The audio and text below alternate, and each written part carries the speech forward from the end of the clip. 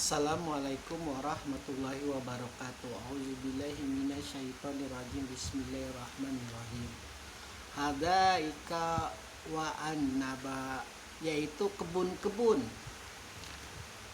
buah anggur. Allah memberikan satu ciri keadaan di surga adalah adanya kebun-kebun, dan salah satu kebun-kebun itu adalah kebun anggur. Setelah Allah memberikan kondisi keadaan di jahanam adalah engkau tidak akan mendapatkan kesejukan di dalamnya, dan untuk menghilangkan kepanasanmu, kesumukanmu, kegerahanmu, kegalauanmu itu di neraka jahanam, engkau tidak akan mendapatkan minuman selain air yang mendidih dan nanah. Itu kondisi keadaan di jahanam. Al-Quran sebagai pemberi peringatan sekaligus kabar gembira juga Allah mengatakan, wahai engkau orang yang bertakwa, kau akan memperoleh kemenangan pada akhirnya. Dan kemenanganmu itu adalah engkau akan menempati tempat pahala yang terbaik, yaitu surga dengan kebun-kebun, dan salah satu kebunnya adalah kebun anggur.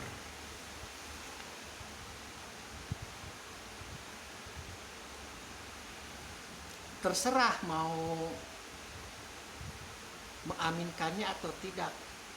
Salah satu buah yang mendekati, ini artinya apa ya, nggak mendekati sih. Misal kalau dari 1 sampai 100, 1%-nya itu kelezatan buah di surga adalah, salah satunya adalah untuk kita latihan untuk merasakan buah di surga adalah namanya buah anggur. Buah yang paling mendekati rasa buah di surga. Pun sebenarnya itu mungkin hanya di bawah 1% kelezatannya. Karena sekali lagi, sepasih apapun Muhammad, sepasih apapun para nabi, sepasih apapun para rasul, para wali menceritakan tentang surga, itu tidak ada apa istilahnya debu. Hanya sebatas debu. Pun menceritakan tentang beratnya neraka pun itu tidak ada sebatas debu dengan yang aslinya. Allah menceritakan lagi, mengklaim bahwa kau tidak akan pernah melihat surga, dan kau pun tidak akan pernah melihat neraka dengan sejelas-jelasnya setelah engkau mendapatkan di hari penghisapan, apakah engkau di surga atau di neraka. Kata-kata buah anggur ini seringkali Allah ucapkan, Allah katakan kepada Rasulullah lewat malaikat Jibril. Karena mungkin memang buah anggur adalah buah yang mendapat apa tuh istilahnya ya, mendapat tempat di umat manusia, sebuah yang istilahnya itu di dalam sosial masyarakat itu sudah mendapat tempat, apalagi bagi mereka yang gemar meminum minuman keras. Buah-buah anggur dengan plesetan-plesetan Nabi Isa sebelum dia disalib, sebelum dia ditangkap adalah meminum anggur dengan para sahabatnya. Itu sudah luar biasa. Iblis membisiki bahwa meminum minuman keras adalah suatu perbuatan yang dilakukan oleh para nabi. Wallahu alam. Sementara para nabi itu tidak perlu meminum minuman keras untuk mendekat kepada Allah. Itu udah hubungannya itu udah langsung, tidak ada tabir. Tapi saya tidak bisa memaksakan, karena kepercayaan itu adalah suatu hal yang sangat privilege, sangat intim. Namun di Islam diajarkan bahwa meminum minuman keras itu adalah suatu hal yang haram. Suatu hal yang haram itu tidak akan mungkin dilakukan oleh para nabi. Sudah hilang hijab kenabiannya, sudah hilang hijab kerasulannya. Dan kepercayaan para nabi minum minuman keras itu sangat luar biasa, baik di kalangan Yahudi maupun Nasrani. Bahkan Daud dikatakan berzina, Bahkan Isa dikatakan bersetubuh dengan pelacur. Dan yang ironisnya lagi, padahal mereka mempercayai Nabi Daud adalah nenek moyang mereka yang terbesar, tapi dikatakan pernah melakukan hubungan antar lelaki, homo. Luar biasa memang.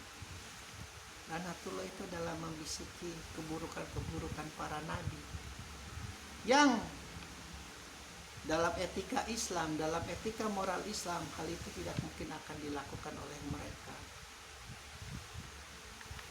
Karena kalau nabinya saja seperti itu, bagaimana umatnya?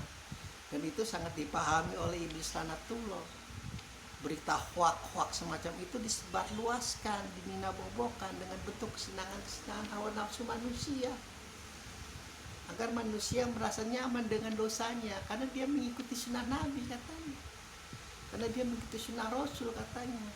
Ya, salah satu contoh di dalam Islam adalah yang paling nyata di dalam pergaulan hidup sehari-hari adalah tentang bagaimana kalau kita itu dengar malam Jumat sunnah Rasul, aduh,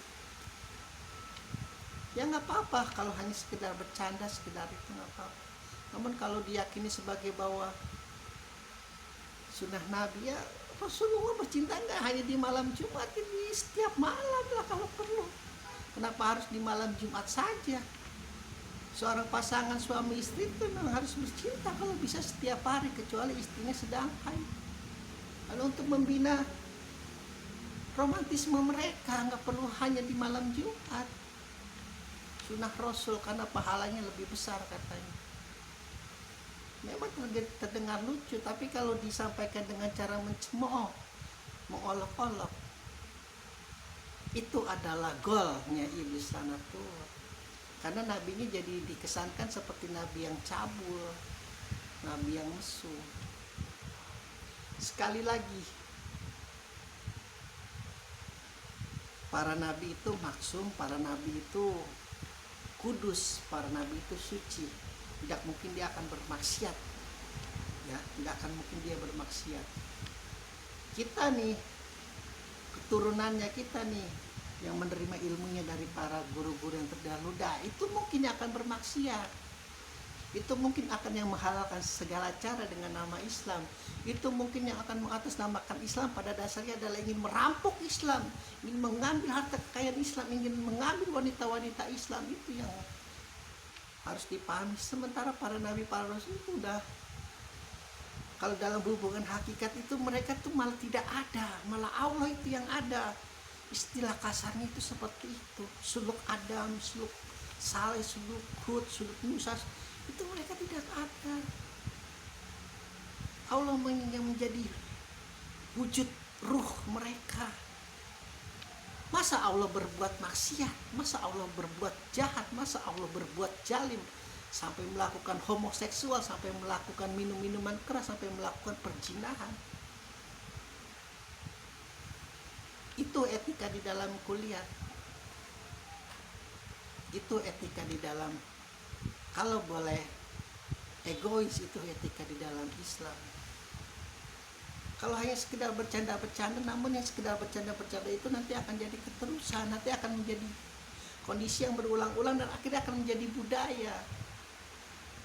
Jadi orang yang baru mendapatkan harta tiba-tiba mendadak 100 juta, 200 juta, bukan menyenangkan anak-anak istrinya, bukan membetulkan genteng, bukan membetulkan tembok, tapi malah mencari istri kedua. Kan sudah Rasul katanya, kan luar biasa.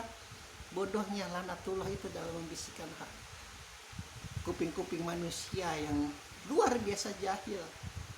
Sekali lagi Allah mencirikan, wahai engkau yang bertakwa, dalam takwa yang paling rendah adalah engkau yang takut kepadaku.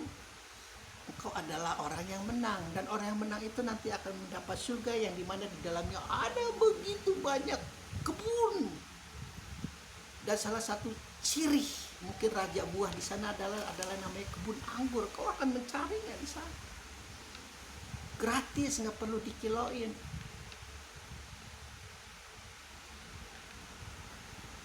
Satu buah yang namanya buah anggur Allah menjanjikan bagi mereka yang bertakwa. mereka yang tidak mendustakan ayat-ayat Allah. Alhamdulillah.